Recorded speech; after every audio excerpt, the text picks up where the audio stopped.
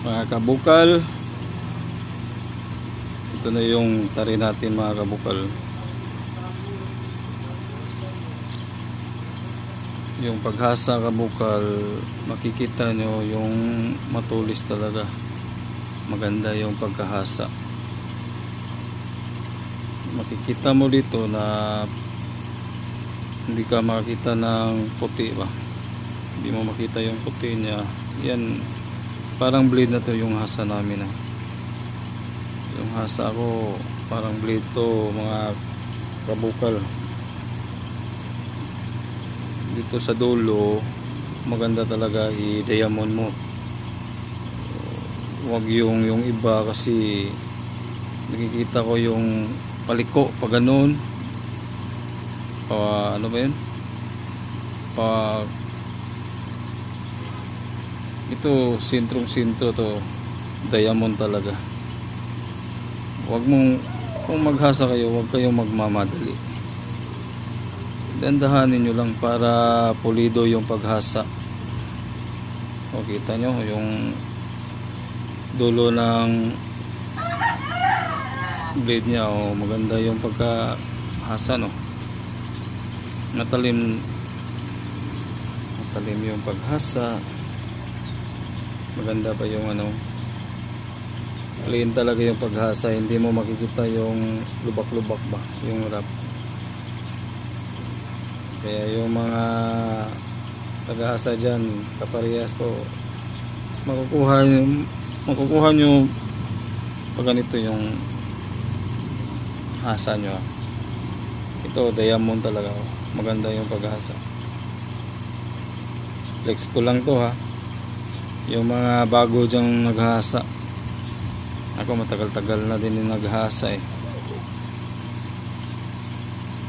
Tapos gumagawa kami ng tari ng kapatid ko. Siya ang gumagawa, ako ang naghasa, para madali yung production namin. Yung pulido, quality talaga yung pagkagawa. Makikita nyo ito ginamit na to ginamit na to yung tari na to, tapos hinasa ko lang ulit kasi gagamitin ngayon sa 3 wins.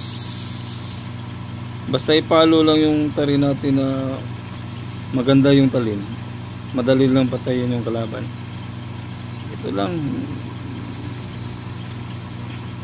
wag yung hasa-hasa lang tapos na. Kayo yung nagsusugal, tingnan nyo yung quality sa tari, kung maganda ba tari sa manok nyo. Huwag lang na hasa-hasa. Quality yung manok nyo, quality din yung tari natin. Yan ito ginagamit ito maganda pa rin basta lang yung matari nyo, pinupangasan nyo. Huwag nyo ilagay sa mga city ganyan, mas madali lang kakalaw ng hangin. Ito yung dulo, nakadiamond talaga yan. Makikita nyo yung may pundasyon, may pundo yan tapos yung gold garol to pupunasan naman to para malinis tingnan bagong hasa lang to yan ang mga kasabong. Flex ko lang sa inyo yung paghasa. Marami namang sabongero ngayon kahit saan ako nga dito, hindi ko maubos-ubos yung paghasa ng mga tari. Hindi ko maubos lahat. Araw-araw 90, 80 yung inahasa ko. Pagod na kasi ako Kung primera lang, diretso lang sa primerahan, siguro mga 150 kaya, umaga hanggang sa hapon. 150, ganda din. Pero quality kasi yung hasa natin. minsan masakit yung katawan eh.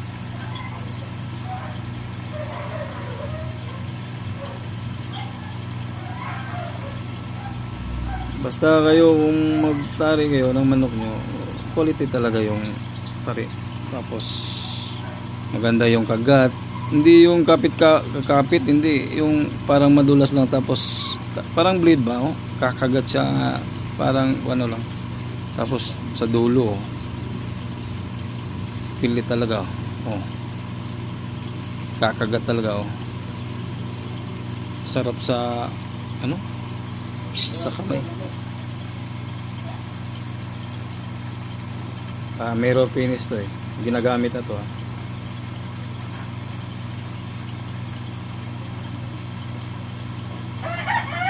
Basta ibunal, bukal.